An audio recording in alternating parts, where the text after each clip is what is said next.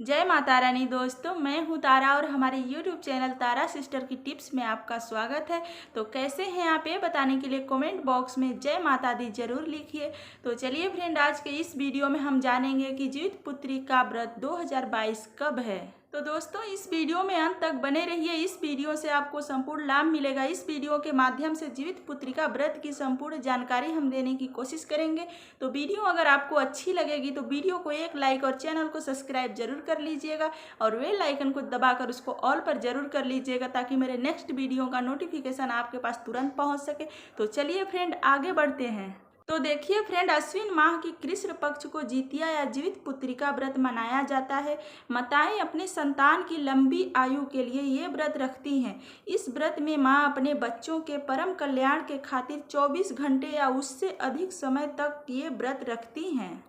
माताएं इस उपवास में पानी की एक बूंद भी नहीं पीती हैं। फ्रेंड, पौराणिक मान्यताओं के अनुसार भगवान शिव जी पार्वती माता को कथा सुनाते हुए कहते हैं कि अश्विन कृष्ण पक्ष अष्टमी के दिन जो महिलाएं निर्जला उपवास कर प्रदोष काल में जीवित वाहन की पूजा करती हैं और जितिया व्रत का कथा सुनती हैं और कथा सुनने के बाद आचार्य को दक्षिणा देती हैं, वह महिला अपने पुत्रों के पुत्रों का सुख प्राप्त करती हैं।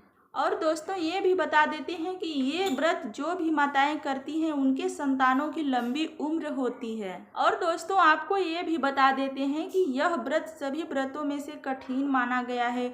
यह व्रत 3 दिनों का होता है, यानी सप्तमी तिथि से लेकर 9वीं तिथि तक ये व्रत होता है और इस व्रत में सभी नियम पालन करने होते हैं। दोस्तों, सप्तमी तिथि से ही यह व्रत शुरू हो जाता है, जिसमें सप्तमी तिथि को नहाय खाए होता है और अष्टमी तिथि को खुर जितिया होता है और 9वीं तिथि को जितिया का पारण होता है। दोस्तों, नहाए खाए की नियम भी हम बता देते हैं।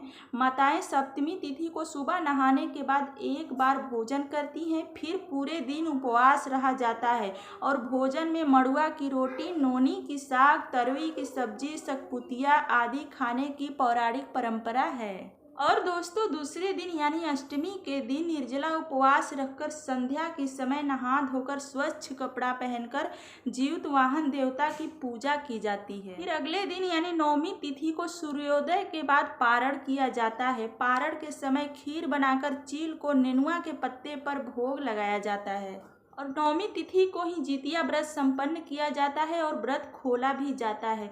और जितिया व्रत खोलते समय 7 चना और 7 मटर खड़ा ही निगलना होता है, जो कि बहुत ही मुश्किल होता है।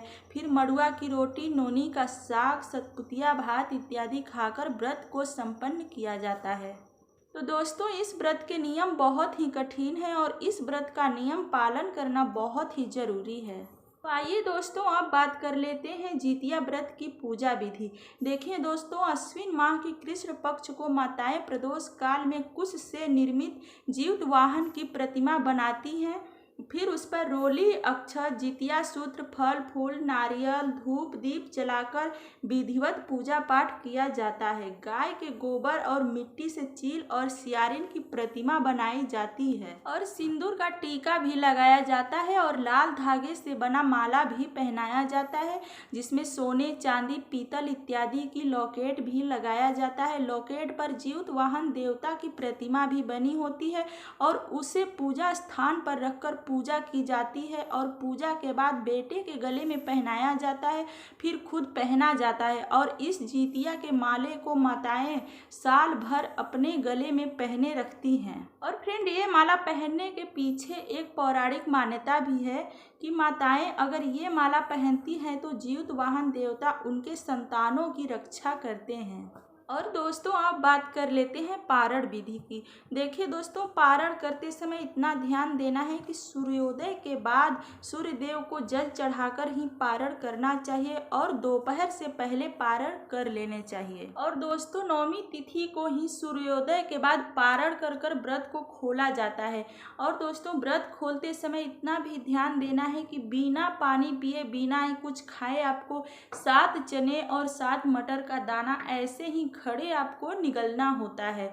और उसके बाद आप मड़ुआ की रोटी, नोनी का साग, भात, सकपुतिया इत्यादि खाकर व्रत को खोलकर व्रत को संपन्न करती हैं। और दोस्तों आपको हम ये भी बता देते हैं कि ये व्रत सभी व्रतों में से कठिन व्रत माना गया है। तो इस व्रत के सभी नियम कठिन होते हैं और सभी नियम पालन करने होते हैं, क्योंकि ये व्रत बहुत ही कठिन होता है और अपने संतान के सुख के लिए, संतान की लंबी आयु के लिए किया जाता है। तो इस व्रत में आपको भूल कर भी अपने व्रत को खंडित नहीं करना है। आपको ऐसा नहीं सोचना है कि कोई नहीं देख रहा है तो हम कुछ खा लिए, कुछ पी लिए, तो ऐसा नहीं करना है। देखिए दोस्तों, ये व्रत बहुत ही कठिन होता है और इस व्रत के सारे नियम पालन करने बहुत ही ज़रूरी होते हैं। और इस व्रत में भूल कर भी आपको किसी पर ना तो क्रोध करना है, ना ही किसी के लिए पाप सोचना है, ना ही पाप करना है। चाहे वो मन से किया हुआ पाप हो या तन से किया हुआ पाप हो, पाप तो पाप ही कहलाता है। तो इस व्रत में एकदम मन को साफ कर कर अपने संतान के सुख के लिए, संतान की लंबी आयु के लिए कामना करना चाहिए और अपने मन में कोई भी गंदगी नहीं रखनी चाहिए, ना ही किसी के लिए पाप सोचना चाहिए, ना ही कोई पाप करना चाहिए। जैसे कि पशु पक्षी मनुष्य जीव जंतु किसी को भी नहीं मारना चाहिए, ना ही कोई पाप करना चाहिए। तो चलिए दोस्तों, अब बात कर लेते हैं कि जितिया व्रत यानी जीवित पुत्रिका व्रत 2022 कब है। देखिए दोस्तों, अष्टमी तिथि प्रारंभ हो रही है 17 सितंबर शनिवार को 2:14 पर और अष्टमी तिथि समाप्त हो रही है 18 सितंबर रविवार को 4:32 पर। तो देखिए दोस्तों, ये व्रत 3 दिनों का व्रत होता है और सप्तमी तिथि से ही ये व्रत शुरू हो जाता है। सप्तमी तिथि को नहा धोकर एक बार भोजन किया जाता है और अष्टमी तिथि को खुर जितिया बोला जाता है, जिसमें निर्जला उपवास रहा जाता है और नवमी तिथि को पारण किया जाता है और व्रत को खोला जाता है। तो देखिए दोस्तों, इस व्रत को जो भी माताएं करती हैं वो अष्टमी तिथि को खुर जितिया रहकर यानी निर्जला उपवास रखकर संध्या के समय नहा धोकर स्वच्छ कपड़ा पहनकर पूजा पाठ करने के बाद कथा और कहानी जरूर सुनने चाहिए और अपने संतान के लंबी उम्र के लिए और सुख के लिए जीवित वाहन देवता से कामना करना चाहिए। क्योंकि जो माताएं जितिया यानी जीवित पुत्रिका का व्रत रहती हैं, उनके संतानों की रक्षा खुद जीवित वाहन देवता करते हैं। तो जो भी माताएं इस व्रत को रखती हैं वो इस व्रत का सारे नियम जरूर पालन करें और सच्चे मन से श्रद्धा के साथ ही इस व्रत को किया जाता है। तो दोस्तों, इस व्रत को सभी माताओं को जरूर करने चाहिए, क्योंकि ये व्रत अपने संतानों के लिए ही किया जाता है, अपने संतानों के, अपने बच्चों के लंबी उम्र के लिए ही ये व्रत किया जाता है। तो जो भी माताएं हैं सभी को ये व्रत जरूर करने चाहिए। ज़्यादातर तो वृद्ध माताएं ही इस व्रत को करती हैं, लेकिन सभी माताओं को ये व्रत जरूर करने चाहिए। बस दोस्तों, उम्मीद करते हैं कि इस वीडियो से आपको जीवित पुत्रिका यानी जितिया व्रत की संपूर्ण जानकारी आपको मिल गई होगी। तो अगर दोस्तों वीडियो अच्छी लगी होगी तो वीडियो को एक लाइक और जाते जाते चैनल को सब्सक्राइब जरूर करिएगा और बेल आइकन को दबाकर उसको ऑल पे जरूर कर लीजिएगा, ताकि मेरे नेक्स्ट वीडियो का नोटिफिकेशन आपके पास पहुँच सके। तो फ्रेंड, हम मिलेंगे नेक्स्ट वीडियो में। तब तक के लिए अपना, अपने बच्चों का, अपने परिवार का ख्याल रखिए। खुश रहिए, स्वस्थ रहिए, मुस्कुराते रहिए और हमें दीजिए इजाज़त। नमस्कार।